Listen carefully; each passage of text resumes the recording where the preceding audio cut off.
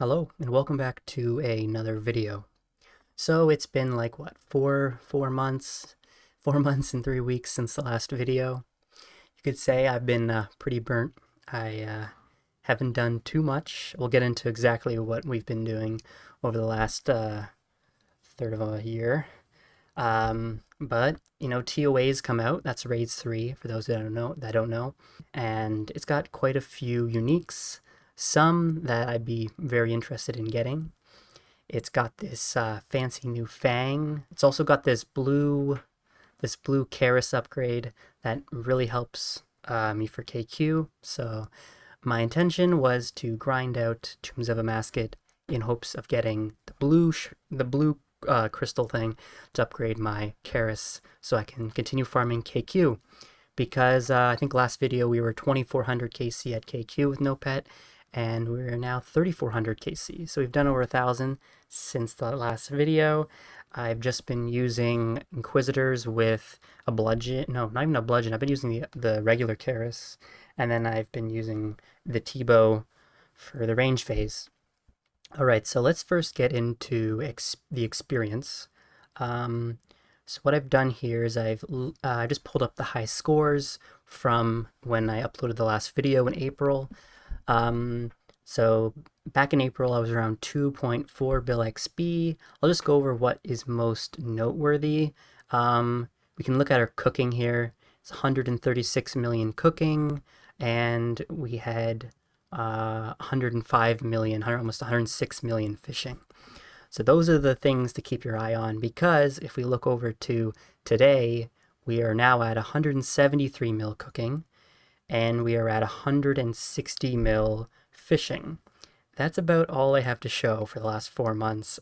I've done, so it was 55 million fishing XP, which all of it was doing AFK barb with the fish barrel, and that means we also got 4.4 million agility XP.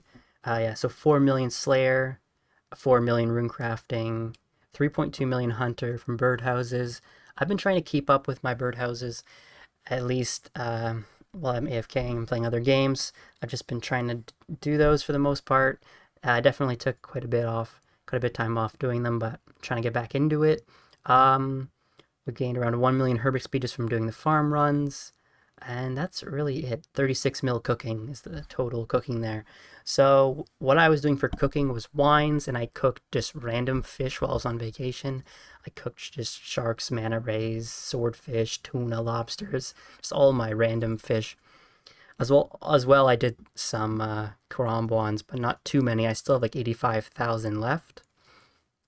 And then fishing, like I said, just all barb fish. So not much to show, not much there. We have been banking all the sturgeon, so we are now at like 260,000 sturgeon, and I've just begun converting those sturgeon to caviar. So using a knife on the sturgeon, you turn it into caviar, and then the caviar you can use on random potions to make barbarian mixes, and then those mixes give you just extra herb XP. So I've gotten like 4 mil XP banked in cooking from the sturgeon, which is was like 15 mil herb lore from all the sturgeon I have. Yeah, so it adds up. All right, so that's it for the XP and boss KC update. Let's get into the video, which I want to run through a Tomb of Amascut run with you guys. I figured I would record one run and just talk about what I do. All right, so first of all, my invocations that I use like, what, 14 invocations? It was 13 up until Thursday. However, they updated it, and now I need an extra invocation to reach the 150. So since then, I've enabled the invocation needs some help. So I get less resources from the dude in between rooms, but now I can reach the 150 threshold. That gives like, what, 20 points or something? So actually puts me at 160. And also, for my runs, I like to use World 365, and there's been issues with lag recently, especially with all these extra instances being open. So I try not to raid when the population is over like 350. I find that once it hits around 350, it gets a little inconsistent with the clicks. There's some sort of delay that it starts happening. It's always existed. I just lately that the amount of players that it takes to notice it just has become lower and lower. In terms of gear, I like to use a 4-way switch only. I don't bring any glove switches. I like to have the extra brews so that I can constantly overheal. And yeah, so we take 5 brews. So we take 2 restores and 3 prayer pots because I'm kind of low in restores. And we always want to make sure that our Ring of Life is working on our max cape, because we don't bring the Infernal Cape or Mage Cape, because the Ring of Life actually works in the Tombs of Amascut. So if we do DC, we have that extra layer of protection, which, you know, when you've invested 25,000 hours into your account, you probably want to take every precaution that you can. All right, so here is Zebak. So mostly what I do for this raid is I just do claw specs at the start, and then I just T-bow it for the entire duration. I've got the Blood Thinners invocation on, so we spawn extra clouds, but those actually aren't a big problem until recently when they made them last longer, because before the invocation was pretty free because they actually like just killed themselves so quickly, but now they actually last quite a bit. But yeah, so we always make sure we are pre-anglered and above 100 HP at all times for the most part. And yeah, this fight's pretty straightforward. I like to use the thralls just for extra damage, because since I'm not taking as many switches in, I can at least take thralls in for some extra damage. But that's it for the most part for this room. This room's pretty straightforward. I'm not here to do a guide. I'm just here to like just kind of show you a few clips of me doing the boss. Let's not talk about my Path of Krondys 1 minute and 34 seconds. If you're a Tombs of Amascut doer, you can know that that's about 1 minute longer than it's supposed to take. So let's not look down there and see that. That was had a little issue with trying to set up my recorder while doing that, so I wasn't really focused. Okay, let me just cope there. Yeah, so that's it for this room. Pretty straightforward. No, not really any. I don't really got any tips. So there's the blood dudes. They last a little longer now, so you gotta like really run away. But yeah, so I like to always go in with 1 angler so that if I do mess up on the Path of Krondys, I can pre-angler before doing the Zebak room, because I want to always be over 100 HP, especially for the earthquake. All right, going into the Kephri, I like to do a double claw spec at the start, and then we use our Fang for the majority of the kill. Fang is very good. We use our thralls here, of course, and yeah, just don't bother praying until the first spawn of the minions. It's gonna spawn a like ranger dude, and want to make sure we have our prayer pre-up for that, though. Make sure we have our prayer up before that spawns, and it's gonna be spawning any moment. All right, and then we just kill this dude also with the Fang, and make sure we're always dodging those little bugs that fly at you. And yeah, this room is pretty free. The only annoying part is the mage spawn that you'll see that spawns in the second phase. I used to T-bow it, but then sometimes you would actually have some pretty bad hits, and it would actually use its mage attack, which hits like 30s or 40s at my scale. So, and even on prey. So you want to make sure that you kill that thing quick. You'll see what I'm talking about in a second. But so I've now used the Fang on that. Anyways, so we spawn up another thrall. So once it spawns its little eggs, that's when you need to have range prayer up for the duration of the fight, because those little minions will start hitting you constantly. But yeah, we just put our melee prayer on here for that dude, and then kill the mage dude. And then I usually just leave the melee guy up, just tank the ranging guys because they're pretty weak, and then I can just attack the dudes going to the shield. And then we kill off the melee dude, making sure we're still praying melee because it can hit pretty high. And then we go back to the range pray, so like those adds don't do too much damage to us and knock us below 100 and 100 HP, so we don't have to eat up again. And yeah, so we just finish off the boss here. But yeah, the Fang is best BIS here. It's really nice.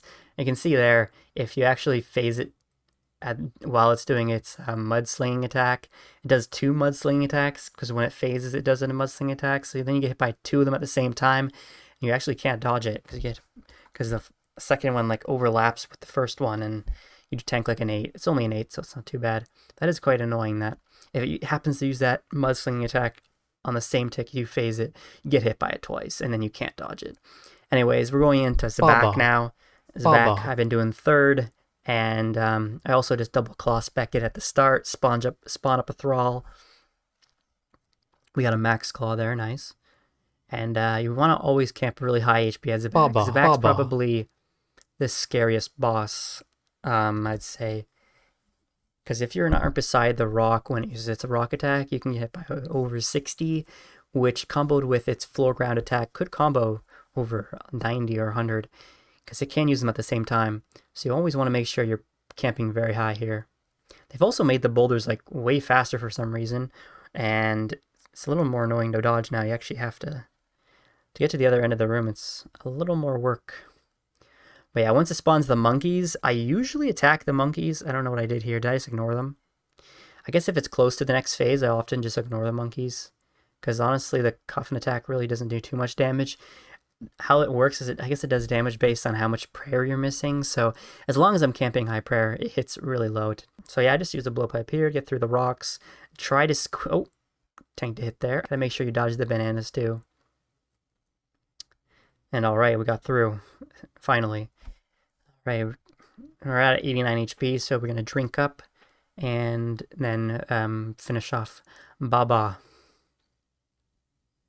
Yeah, so Baba can hit what, like 13 through prayer at this scaling, so gotta be careful there. Oh, this is annoying.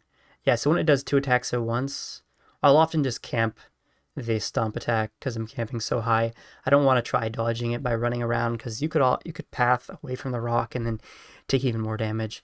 I just try to just make sure I don't get by the rock attack. Anyways, this is the 4th mini boss. We have Akkha. Akkha's pretty simple. You just kind of run around the room maging it until it spawns its dudes in the corner. And this is when I just switch to blowpipe and then just kill the little kill the totem dudes. Once you finish those guys off, then you can go back to fighting Akkha. And every quarter of its HP, you have to do that. So it's kind of like Nightmare, where you have to fight the pillars, but there's just like one pillar you have to do at a time instead of the 4. As you can see here, I have tiles marked with numbers. When I was actually learning TOA on my main, I had the default preset invocations on, and it has walk the path on, and I was doing Akkha 4th, so often Akkha was like level 3, and I didn't realize that when Akkha's level 3, the memory is like 6 or 7 of like the elements in the corners for the memory puzzle, and it was actually too hard for me. My memory only works up to 4, so what I had to do is number them and then write the numbers in the chat while I was doing them. And then I realized you can just turn walk the path off, and it's only 4, and it's pretty easy. Yeah, anyways, that's about it for Akkha. It's pretty simple. I like to use my claw specs when you can melee it. For this last phase, I usually have at least 1 claw spec, and I can do a couple attacks, then move into the claw spec. Here we're trying to purposely tank all the clouds for some reason. We want to see how low we can get our HP. Don't want to get under 70 for those clouds, because you could take 3 back and just get stacked. Alright, for the Warden fight, I've got I take the Chaos pack it's called, and then I take the health pack, whatever, from the dude second, and that gives me this silk healing thing, and I like to use it for the phase 1, so I actually don't need to use any brews. I'll just use it at the beginning of the fight, and I'll just naturally heal up without having to use any brews, and I can save the brews for later on in the fight. But yeah, so I start off with doing a Fang spec, and then I just finish it off with the Fang. I only use 1 spec because it'll regen in time for the second phase. But yeah, that's pretty consistent to do with the Fang. I used to use the whip on that obelisk before we knew any of the stats. I still don't know if the whip's better or not, but I did notice that the Fang was very consistent with how the Fang works. It's a very consistent weapon, so the highs and lows of aren't too different. There's not really any times where you have really bad RNG and you have to go into an extra attack from phase 1. So it's nice for like very consistent P1s. Anyways, during this, you just do the classic, use your adrenaline and into the DDS specs, 5 DDS specs into 1 whip. If you don't miss a tick, you can get the extra whip in for a 6th hit. But yeah, so you can use thralls for this phase. What I have noticed though is the mage thrall doesn't, so the mage thrall does not work when he's praying mage, but for some reason, all the other thralls work when they're praying that style. So like the melee thrall will work when he's praying melee, and the range thrall will still work when he's praying range. So it's only the mage one that doesn't work when he's praying mage. So I don't know why, if they like had to manually make the mage thrall not work and they forgot to do the other thralls. But yeah, like I'm using the range thrall for this phase, even though he's praying range, and it's still working. So anyways, during this part, I usually have second bandage so I can heal up while I'm specking and stuff, so I don't have to like brew down or anything. So I like that. And then we just do a 2 down here and go into the third phase. But yeah, I'm sure if you haven't been living under a pyramid, you kind of already know how the boss works. I'm not really here to try to explain mechanics or anything. I'm just kind of just talking through it. All right, so this is the wonderful P3. I like to camp the back of the room just because you actually have an extra tick to avoid the floor attack. If you're standing above that back line, you'll actually get hit a tick earlier. So, which also is something to note, that if you actually move from above that back line into the back line, like while it's doing the attack, you'll actually get hit twice. If that occurs, you can get stacked out for quite a high number. So you always want to make sure you're not going in between those 2 rows. You want to always be on that green tiles or below it. But yeah, this whole phase is pretty easy. Just kind of T-bow it. You got to watch the dude on the left to pray the right prayer because he switches every 3 attacks. I don't have the invocation on that makes him switch randomly. So it's pretty simple. And if you're too slow with the skulls, what it does is it does the floor attack in the entire room, so there's no way of avoiding the floor attack. And it'll usually hit, I think it hits based on the amount of skulls still alive. And I've actually had a time where all the skulls were alive in practice, and it hit like a 60 to like a 70 at the scaling. So I would just be careful of that. Make sure you're always eating up. Because if you get hit by the 60, and then you're actually moving in between those 2 tiles I said where the floor actually hits you twice in 1 attack, because you're going in between them, you can actually get 1 shot. So you want to make sure that it really never occurs. But yeah, if you just have like 1 skull alive, I only find it hits like 10s or 20s, pretty low amounts. But yeah, this for the last phase, I'll drink an adrenaline pot and I'll do 2 claw specs.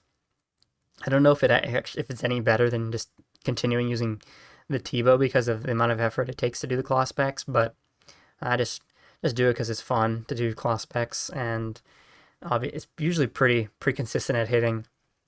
But yeah, we just use our ambrosia when we get below like 100 HP because we have 2 doses and you really don't need ambrosia for this scaling, so you just use it whenever you get low. Why not?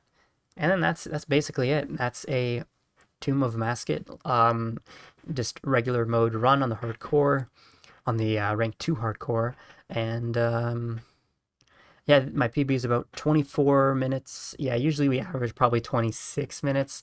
If I have to do the puzzle rooms pretty well to save time, and you get like 24 minutes. I like to run in with looking at the chest, and there we go. That's the loot. Not too great. All right, so that's it for Tombs of Amascut.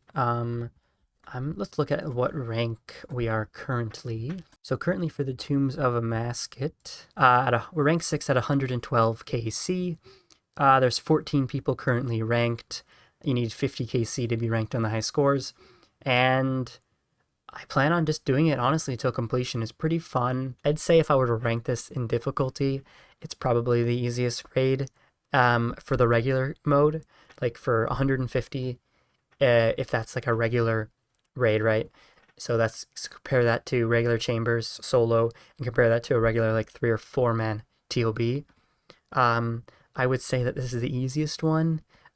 Solo Cox is much more difficult to learn. There's a lot more like timing stuff you have to learn, whereas with Tombs it's pretty straightforward, and there aren't really any like big one-shot mechanics that can kill you. I was still burnt when it came out, but then I saw everyone doing it and I wanted to try it, so I've kind of come back to the game and started actually enjoying playing again, so that's been nice at least. It's been a refreshing break, and it's good to be back. Well, the last thing I want to go over is the log, because I actually haven't talked about what kind of drops I've gotten so far.